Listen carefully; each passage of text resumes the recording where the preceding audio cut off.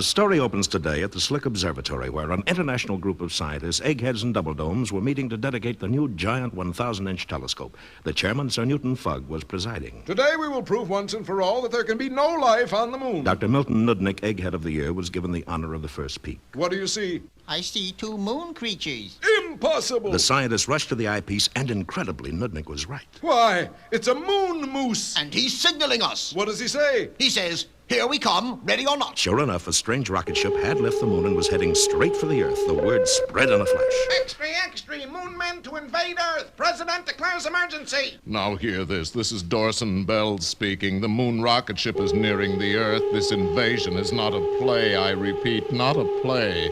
Please feel free to panic. And some people did panic. Stores closed, houses were shut up tight. Everywhere, panic reigned. What's the headlines, George? Invasion from moon. So what else is new? Meanwhile, at Washington Airport, the newly appointed ambassador to the moon, Krevny Blatt, and other dignitaries and diplomats were waiting for the strange craft to land. Here it comes. The rocket ship had made a perfect one-point landing, and while all eyes watched expectantly, the hatch opened. Welcome, moon people. You dig 'em Earth talk? Bullwinkle, they think we're moon people. They do? Then take me to your president. No, we gotta tell him the truth. Gentlemen, I'm Rocky the Flying Squirrel. And I'm Bullwinkle the moose. And we're both from Frostbite Falls, Minnesota. Minnesota? You mean you've been to the moon and back? Why, they've discovered a great new rocket fuel. And so to a hero's acclaim, our adventurers told their strange and incredible story.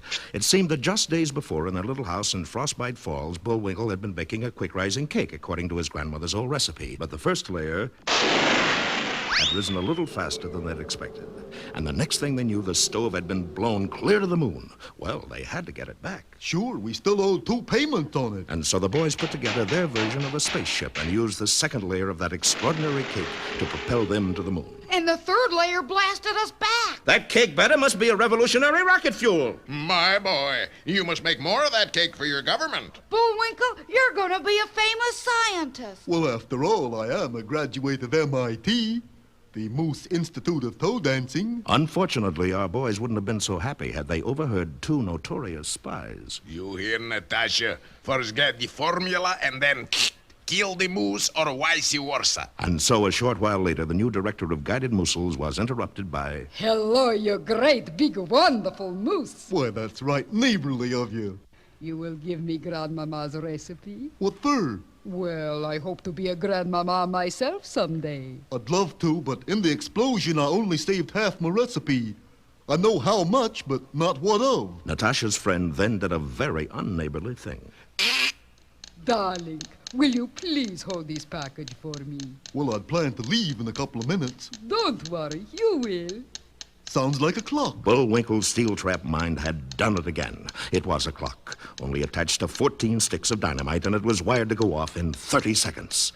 Don't miss tomorrow's exciting episode, Bullwinkle's Ride, or Goodbye, Darling.